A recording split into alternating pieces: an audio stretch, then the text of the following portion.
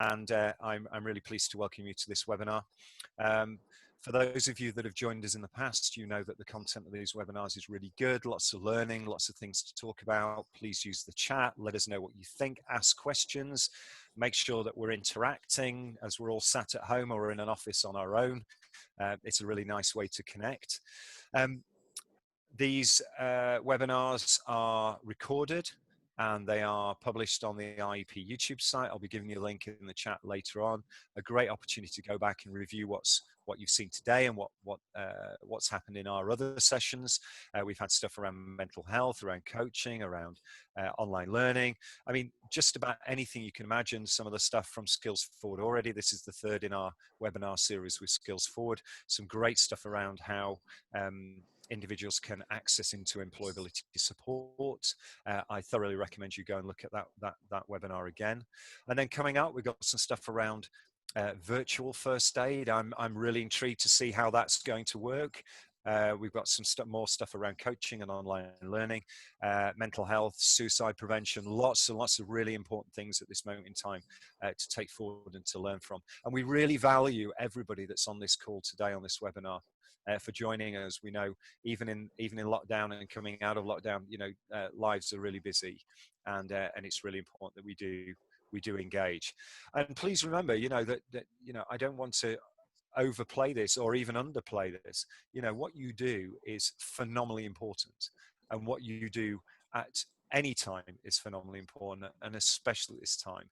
Together as a group of practitioners, as a professional institute, we are going to do a lot of good in helping this society recover from the challenges that the crisis has brought. So please remember that, and we're very proud to have you as members of the institute. Very lastly, stay safe, stay well. Make sure you're interacting on the chat. Make sure you tell us what you think, and head on over to the IEP website for some more information. But that just leaves me to say thank you very much, and over to Dan and Callum from Skills Forward. Hello, thank you very much. As Scott's mentioned, this is the third in a series of webinars that we've been doing in partnership with the IEP. So myself and my colleague Callum today are going to give an overview of one of our newest products to market, which is Skills Review. And that is specifically aimed at providers who deliver apprenticeships. So hopefully I'm going to be able to share my screen. And hopefully you can see the title slide. And what I'll do is I'll give you a brief overview of Skills Review as a product, and then my colleague Callum, who is the product owner for this software here at Skills Forward, will then join and give a demonstration from the platform itself. We are in the office, socially distanced, so as we transition over, it just may take us a couple of minutes for one of us to get out of the way and for the other person to get in the seat. So I will make a start. So a bit of an overview in terms of Skills Forward. I'm the managing director here, joined in January 2019, and we are one of the UK's leading e-learning assessment solutions that cover a variety of different topic areas. That includes functional skills, GCSEs, apprenticeships, which we're looking at today, and we also cover employability and digital skills. And as Scott's mentioned, one of the previous webinars in the series with the IEP has looked at our employability offer in terms of the diagnostic and support that we provide to the sector. So again, would encourage people to go back and look at that webinar. Hi Dan, sorry to interrupt you. Are again. So come towards the microphone, please. So we want to hear that fabulous voice of yours. Thank you. That's all right. It's the it's because all the sounds come from the laptop, so I'll just shout near the laptop. Yeah, thank you. So in terms of our customer base, we are used by colleges, training providers, and a variety of different employer providers as well, who want to look at learner starting points and progress over periods of time across a variety of different government-funded programs. And that's around making sure that they can capture all of the evidence of learners' skills, knowledge, and competency in terms of whilst they're on program to help manage the quality and compliance of delivery, but then also the destination and progression of those learners as they move on to greater things. In the last year, we've provided over 2.9 million assessments to the sector, And what that does is gives us a rich database in terms of how we analyse, using our assessment engine, some of that data to continuously improve the assessment and the calculations and the algorithms that sit in the back end of the assessment engine to make sure we can continuously make the assessment faster, more accurate, and to give the sector and providers the knowledge they need for bringing learners onto programme. On average, based on the National Achievement Rate tables of 18-19, we look that skills forward customers do experience higher achievement and retention rates for their learners, and that is when those learners are using our learning resources and our digital curriculum that's online. So again, we're seeing real positive steps in the curriculum content and the learning resources that we provide, and that is having a positive impact on providers in terms of their attrition, achievement and retention. So today we're going to be looking at the product that is Skills Review. And in a nutshell, Skills Review is the self-assessed skills gap analysis that enables a learner and their employer and training provider review recognise prior learning and also measure the key areas of knowledge, skills and behaviours that sit within any given apprenticeship standard. So we've built the software specifically to self-assess that the apprenticeship is the right programme for that individual and what they need to reach occupational competency against that standard. And it will look at what knowledge and skills already exist and then what is needed to make sure that that learner is competent and can complete the programme and their endpoint assessment. This is validated by the employer and the training provider to make sure that you've got all three parties who need to be signed up to that programme as part of their commitment statement, all agreeing on that learner's starting point and then progression over time. As a business, and this is something I say regularly when I'm speaking at events or on conferences, is that we want to make initial assessment more than just maths and English, because the funding rules, yes, that this state you have to do an initial assessment, but it's more than just the functional literacy and numeracy skills, and you really need to be looking at the existing knowledge, skills and behaviours that sit within that learner, because you can't fund what is already existing in terms of those skills areas. The software, and we'll show you this when my colleague joins, will allow you to evidence prior learning, and then that supports the dialogue that you can have with the employer on how that programme will be delivered. It can reflect any changes you wish to make against the milestones that need to be achieved on programme, and you can evidence and reflect all of the existing knowledge, skills and behaviours that learner has already got when they're joining the programme. It's suitable for any apprenticeship standard, and we have a lot of standards that are already built within the platform. But if there are standards that aren't there, you know, speak to a member of our team and we can build a new standard within a matter of days. And again, we do that in partnership with endpoint assessment organisations as well as subject matter experts to make sure that when we take the assessment delivery plan from the Institute for Apprenticeships, that we're looking at those key areas of knowledge, skills and behaviours. We build that into the assessment engine, and that goes through a quality assurance check process with subject matter experts and endpoint assessment organisations to make sure we've captured all of that information correctly in terms of what they would be looking for at the end of that learner's programme when it comes to EPA. As I've mentioned, it does support the compliance side of the programme and the funding rules, and allows you to evaluate prior learning and present the evidence that you would need as part of maybe your DSAT reports, or when you're having audits with the ASFA in terms of how you've made those decisions. You can use the evidence for Skills Review to make adjustments, not only to funding, but also duration and the content and milestones that are to be achieved on programme. And we are feeling and seeing evidence of the learners that are using the platform with their providers, that they're feeling more confident that the programme is suited to their needs and it is individualised to their existing experience and where they want to achieve in terms of their career goals. In terms of why we've done this and why it's needed from an Ofsted perspective, we know that Ofsted want to see a quality initial assessment process for every single apprentice. And the initial assessment should identify the knowledge, skills and behaviours of the apprenticeship that are part of the programme, but also for helping benchmarking the learning. So making sure that the apprentices can rate their understanding for each knowledge, skills and behaviour area, and then that can be used to benchmark and track progress over a period of time to make sure that that learning is robust whilst they're on programme. And, you know, a quote on there from Ofsted is that, you know, they do want to see providers developing the knowledge, skills and behaviours for their learners in order for them to progress and achieve, and how that apprenticeship programme is adding value to that learner's employment prospects. So again, you know, during Ofsted inspections, this type of software can really support that dialogue with Ofsted to show how you're doing the right thing by your learners and students. From an ESFA perspective and the funding rules, again, some extracts here. You know, you and as the provider and the employer must be satisfied that the apprenticeship training is the most appropriate programme for that individual learner, and that the starting point is accurate, and making sure that the training aligns to that apprenticeship standard and is at the most appropriate level, recognising that prior learning that has already taken place. Funds must not be used to account for any knowledge, skills or behaviours that are already attained by the apprentice, and the ESFA will take action to recover funding where they have seen evidence of that happening. So again, when using the results of skills review, you can have that professional discussion and make the necessary adjustments to funding duration, milestones, based on what that learner has already got.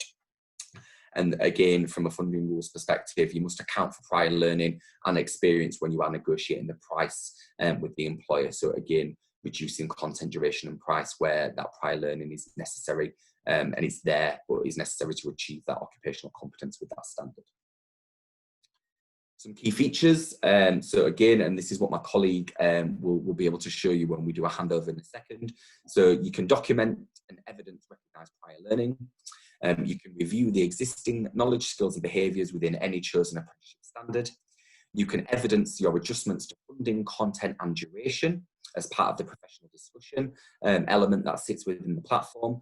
You can monitor distance travelled and also progress over time against all of the knowledge, skills and behaviours. And that progress monitoring is really supporting our customers in terms of seeing that evidence of progression over time, again from an Ofsted perspective, but also then showing the readiness for gateway for endpoint assessment. So when learners are going through skills review and they're repeating the process over a period of time, we're really seeing that is supporting those conversations at gateway to make sure that everyone is in agreement that that learner is ready for endpoint assessment. You can evidence all of your compliance in terms of the ESFA funding rules, and then you're demonstrating the quality of your delivery in line with the education inspection framework from Ofsted. So that's in a nutshell an overview of skills review. What I'll do now is I will hand over to my colleague Callum. We'll do a swap over and he will be able to show you the product itself. Thank you very much, and I'll be back for questions at the end.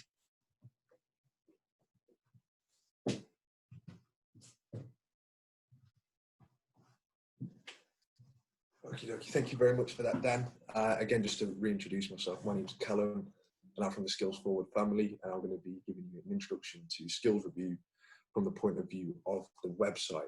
Okay, so if anybody's got immediate interest for the product, this is essentially the experience that you would encounter if you were to take it out.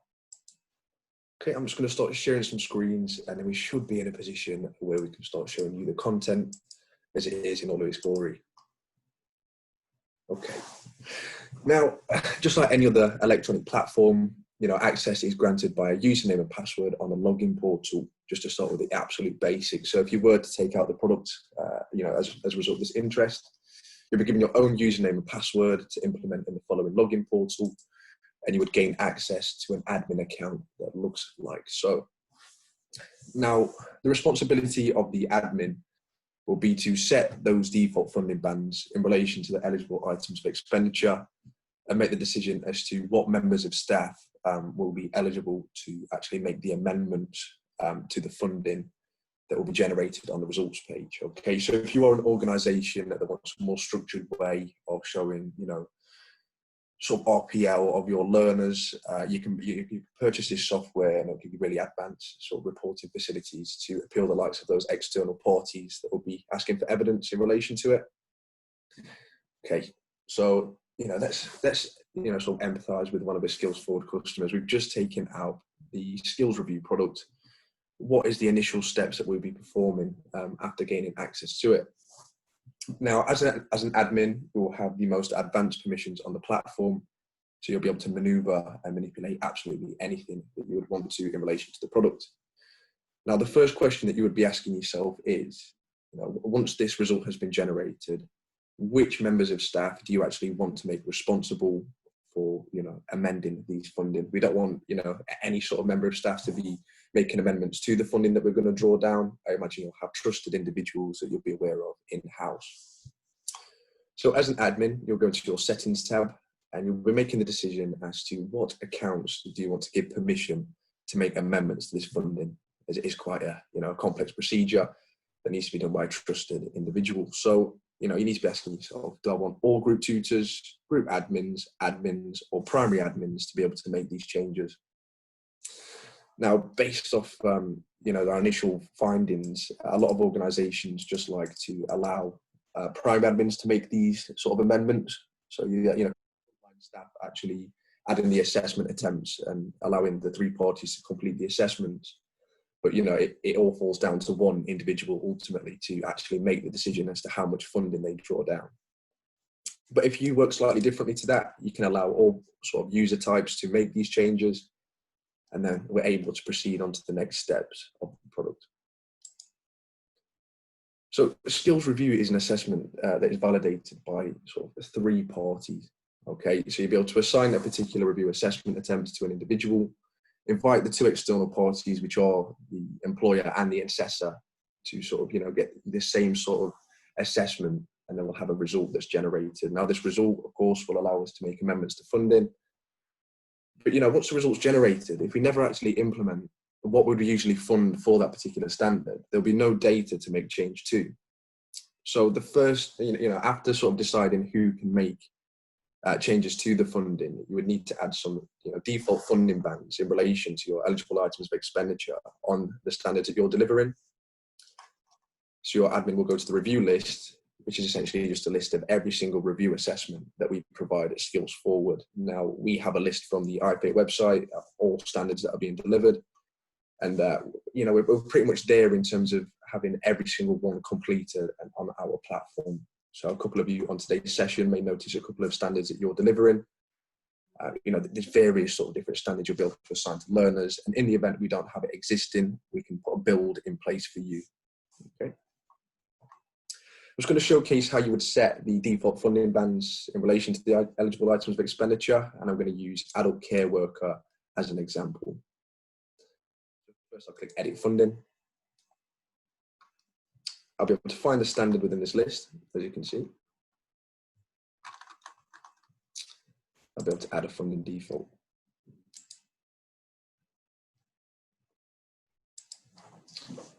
After clicking the icon to actually, edit the funding, I'll be able to see every single eligible item of expenditure. So this is every single component that you would possibly fund for the delivery of this standard. As you can see, we've got off-the-job training, registration, examination, and certification fee.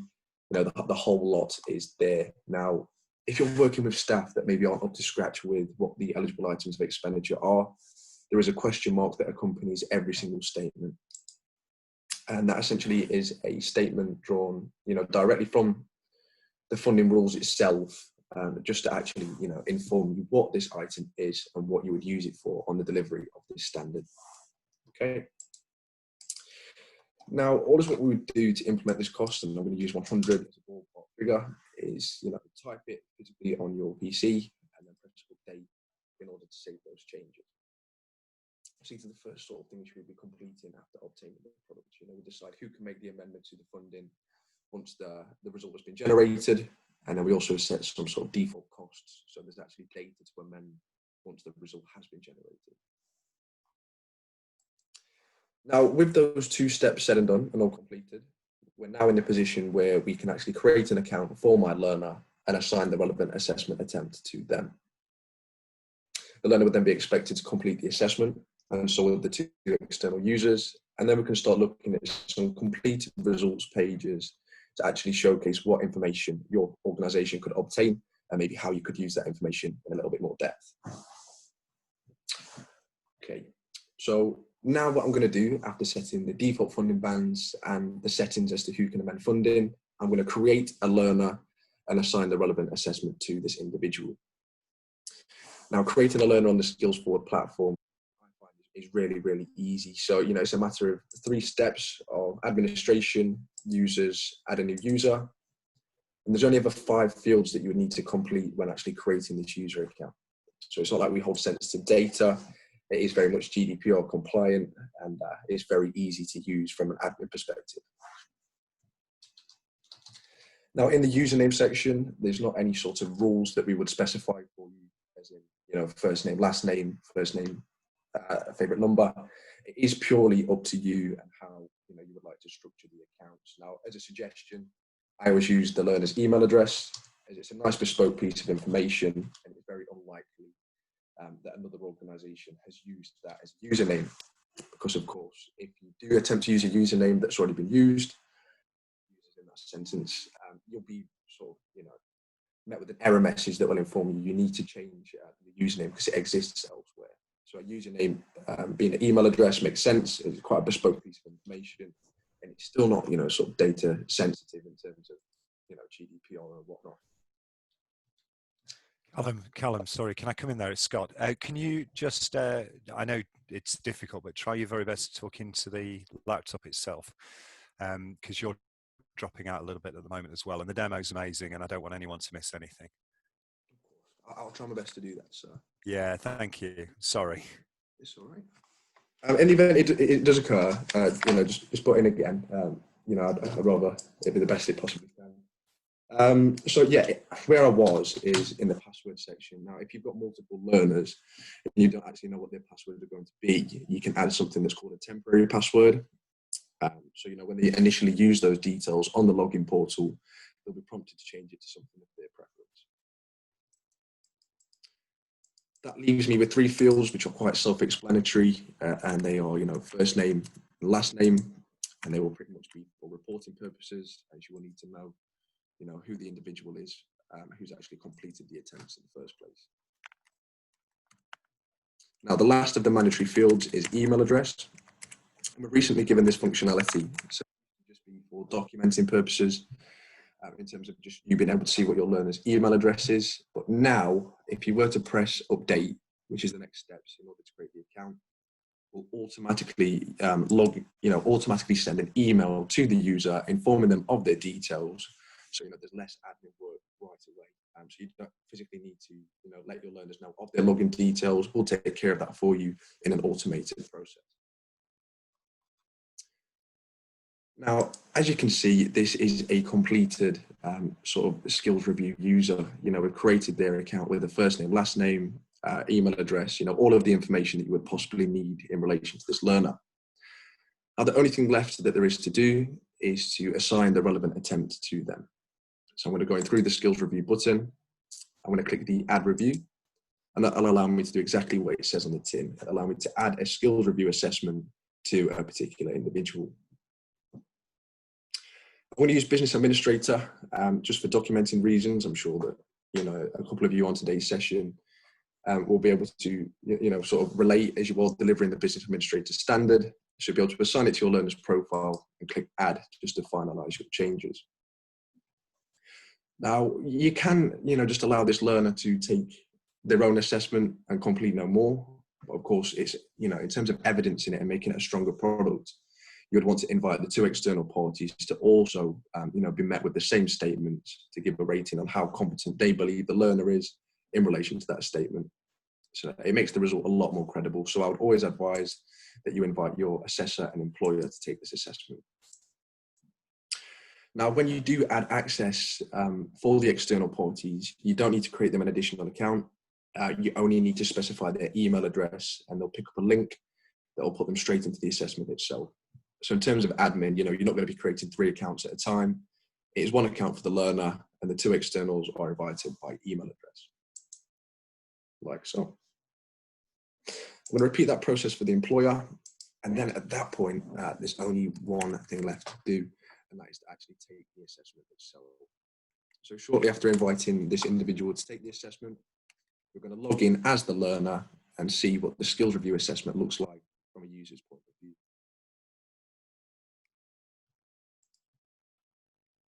Okay. So as you can see, it's quite simplistic.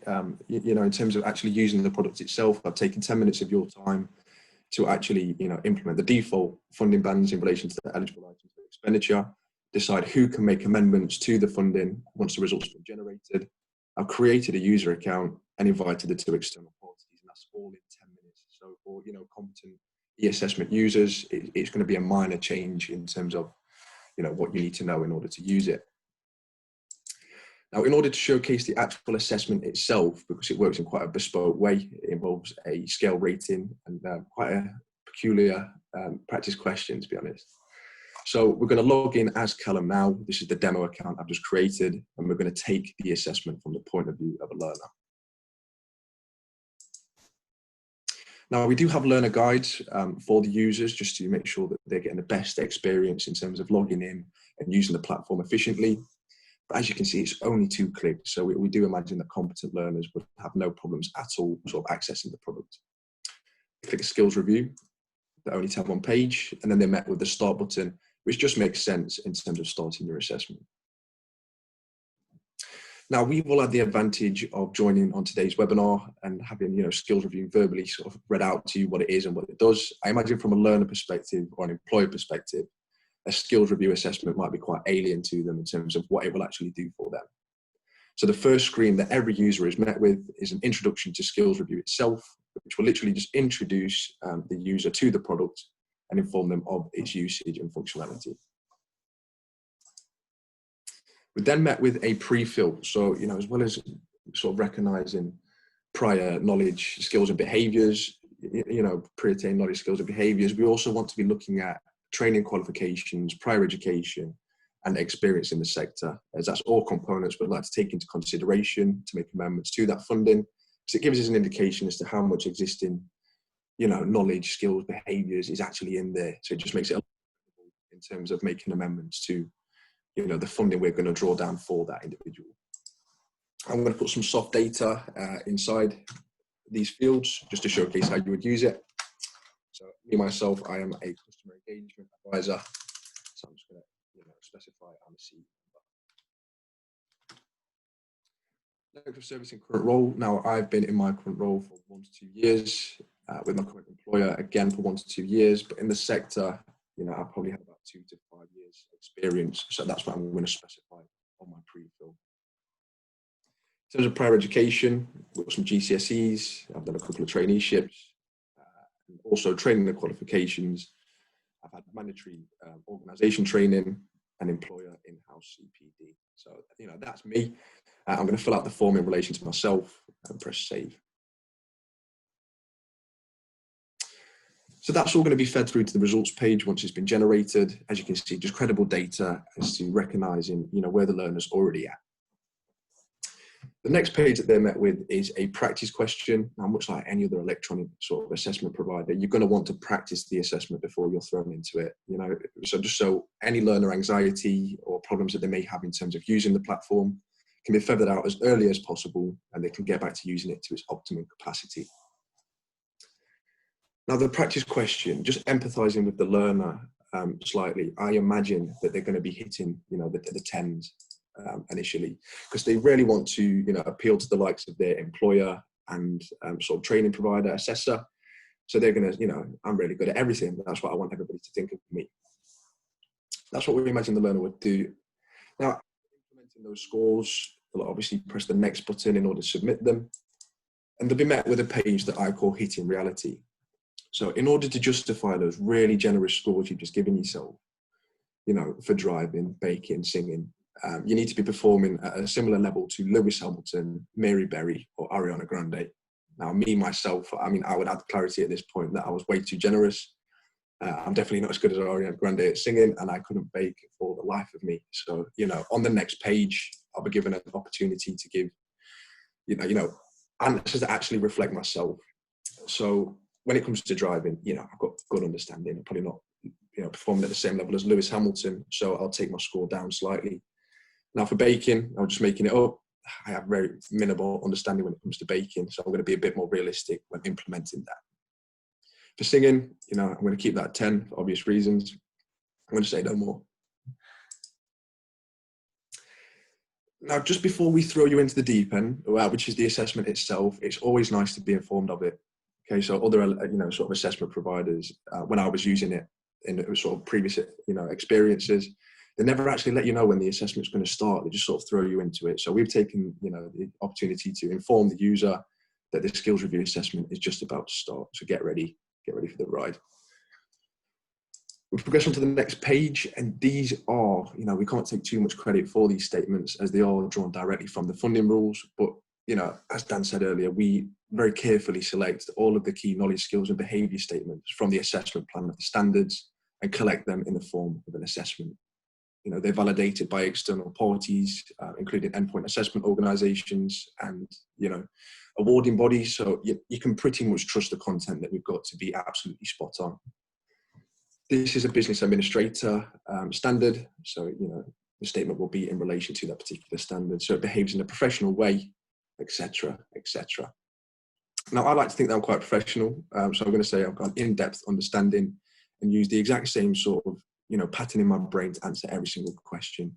So just be as accurate as possible in terms of recording these scores, and you'll find yourself in a position where you've completed the assessment after answering so many. The only thing to bear in mind, apart from what I've said, is that for those external users, i.e. the employer and the tutor, make sure that they're answering in relation to the learner as opposed to themselves. So, instead of giving a self-rating, if I was one of those external parties, I would read the statement and, select my score in relation to the learner as opposed to myself. I'm going to take the time just to reassure, possible anxiety that you may have. So if you're working with disadvantaged learners, and by disadvantage, I mean, colorblind, dyslexic, etc., we have settings built into the platform that will make, the disadvantage disappear, if you wish, making your life and the learner's life a lot easier when it comes to completing these assessments.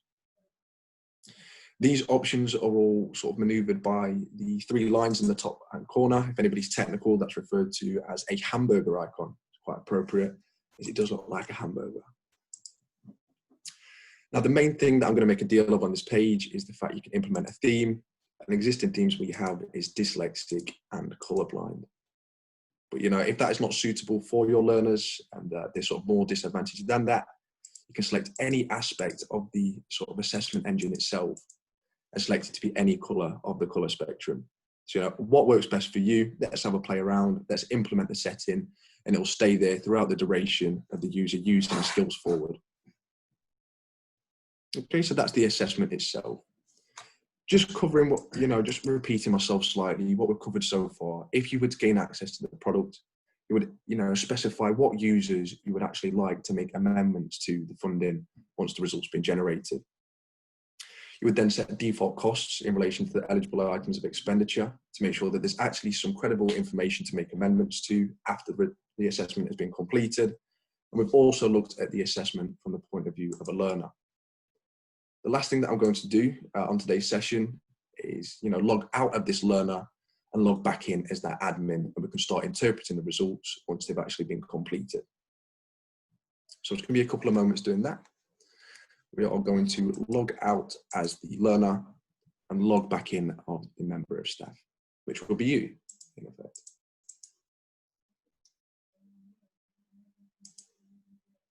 Okay.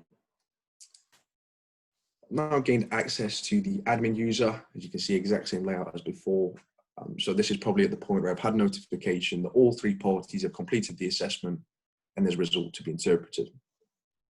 So I'm going to find my user profile, which again is really, really easy in terms of admin. You simply click administration, users, edit user accounts, and every single user account will be on that list. Okay. Here's a little bit of a Blue Peter one I made earlier. Excuse that cringe statement. We're going to view this user and interpret some assessment results that have been completed already.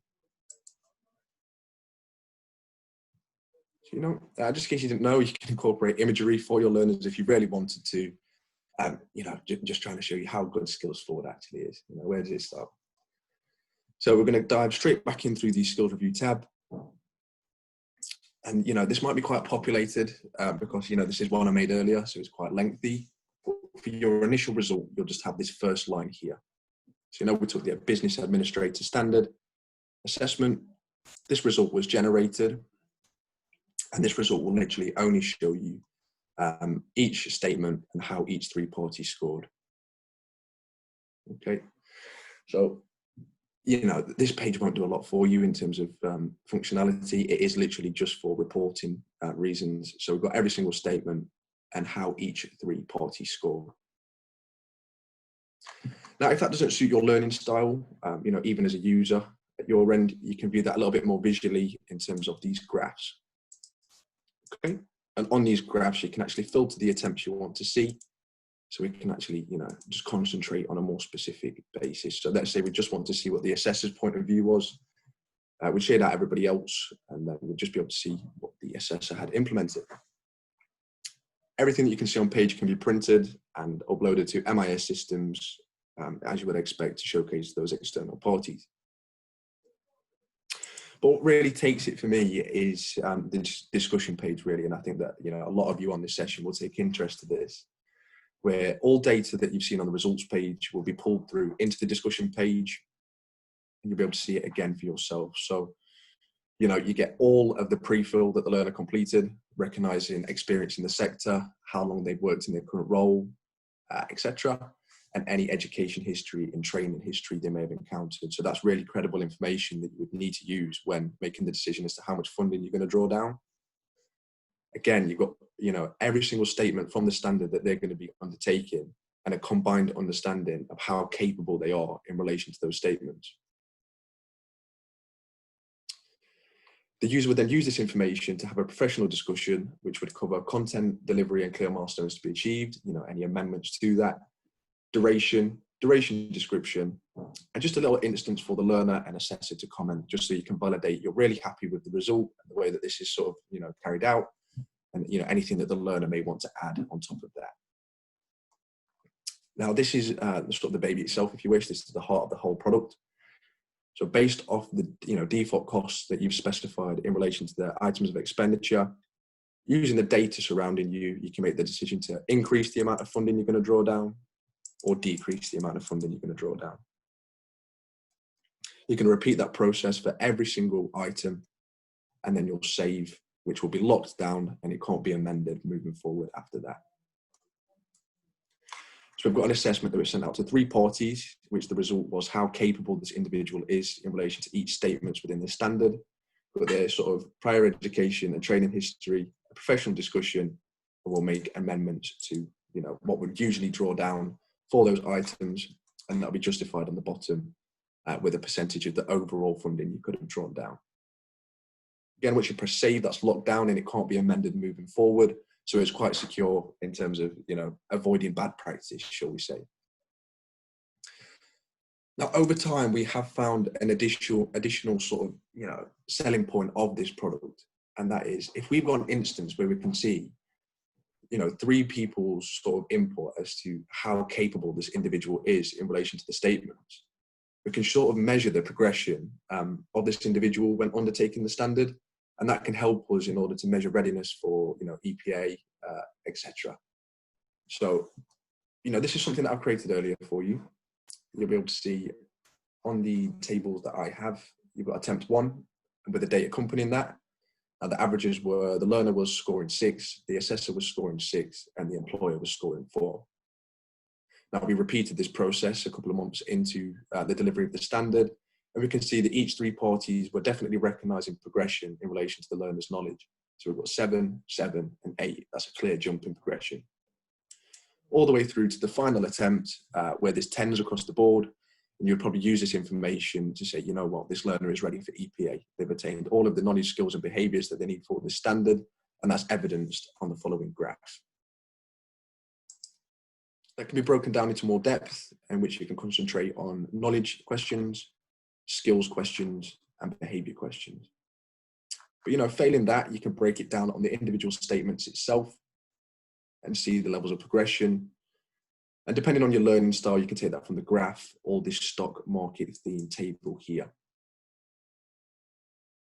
And that essentially is the product in a nutshell.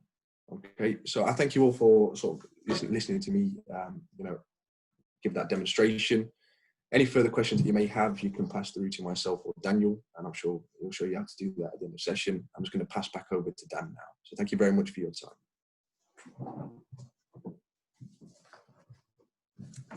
Thank you, Carl. Okay, so that is the product, that is skills review. And yeah, I'm more than willing now to take any questions, or I don't know if there's any in the chat already whilst we've been doing the demonstration.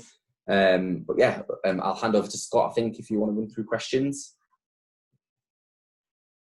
Yeah, hi everyone. Yeah, I know there's been a bit of chat in there, but not any questions come through. But very quiet, Scott, so I can hardly hear you. Yeah,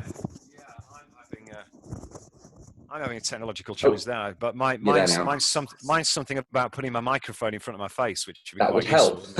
Yeah. So yeah, plenty of chat there. The question around who Aria Grande was. That's really good. So I was able to respond to that earlier. It seems as I'm down with the kids and I know. Yeah, I just wondered if anyone has anything. There's been a bit of chat there, but basically nothing. And that normally happens, Dan, as you know, if people are listening intently to the presentation. And, you know, you're a complete superstar on these things anyway, but Callum does explain everything incredibly well, doesn't he? So, you know, I'm not surprised that we don't have too many questions there. So, but there is opportunity still for people to ask something. We've still got a few moments left. So please get typing in your question, and we'll ask Dan or Callum what you need to know. So I'll give you a couple of moments. You can ask me anything else about music if you want. I mean, you know, I may be able to impart some more musical knowledge on you. I don't know. I mean, that was one of my old jobs, so I could help.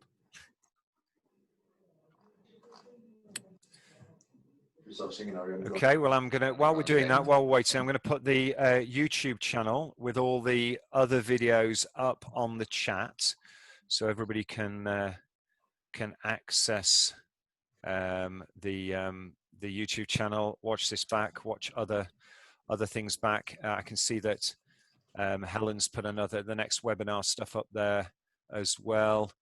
No, do you know what, Dan? I think the demonstration was so perfect and on point, and straight to the agenda that we don't have any other questions to ask. So I think what I'll do is I'll just put on our contact details. So we've got a phone number. We have a live chat on the website, and also email address as well. So I'll put the contact details in the chat, and if people want any more information, you can give us a ring or get in touch with. Yeah, that's great. No, that's great, Dan. Absolutely, and we'll do that anyway. But I think Deborah's just saved me from talking to myself, which is wonderful, Deborah. Thank you. I really appreciate that, because there's nothing worse. So Deborah's got a general question regarding accreditation of prior learning.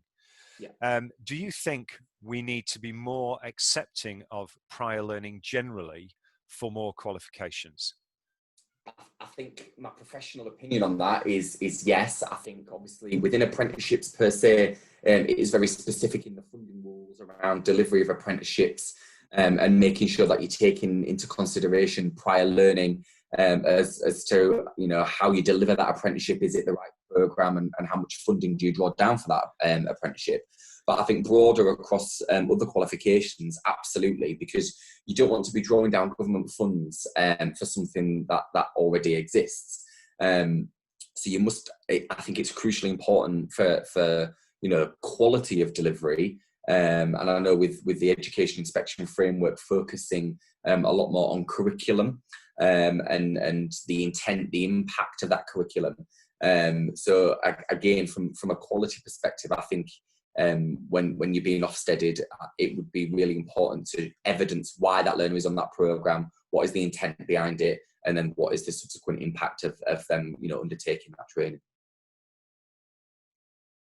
Okay, thank you, Dan. That was really good. Thank you. Oh, we've got Jeanette now, which is wonderful. So she's saying, is there a shelf life in respect of prior learning? So is there a kind of timely point? Yeah, I mean, I wouldn't say there was a shelf life necessarily, but what I would say is, you know, use your judgment in terms of professionalism, because you know, someone who had made a training course 10 years ago, they may have a qualification, for example, in customer service. If they've not been working in customer service recently, are those knowledge and skills and competencies still there? But also, at what was 10 years ago versus the apprenticeship standard, which have obviously been developed with Trailblazer employer groups in terms of the skills and knowledge and experience that employers are looking for today. It's making sure that that it's relevant to what the sector is looking for in terms of competency. Okay, great, Dan. Thank you very much. Well, I think we've run out of questions, although we did have some more than I expected. So that's wonderful. Thank you very much to everyone. Thank you firstly to Dan and Callum for a great presentation around Skills Builder. Both of those individuals are from an organisation called Skills Forward. If you don't know how to get in touch with them, please come to us. I know some contact details have been placed in the chat. So, but if you don't know and you're connected to the IEP, please come to the IEP and we'll put you in touch. We've got a webinar coming up, as Helen posted, on the 4th of August from Ian Cooper. We had a really good webinar from him last week, so it'd be really good to engage with that. There's a registration point there. Please do that, or get a hold of the IEP Network Learning Network e-bulletin, which comes out every Wednesday. If you're not affiliated to the IEP, get on the website, get it done. There's so much stuff there. It's really, really good. Get through to the IEP YouTube channel, rewatch things, learn from them. One of our first ever webinars in lockdown has had probably, I think, around about 1,500 reviews now. So it's, there's plenty of activity going on there. Really good opportunity to cover off anything you might have missed. Yeah, I think that's if I say thank you very much. Head on to the YouTube channel, get engaged with the IEP, and look out for the rest of the webinars in the series.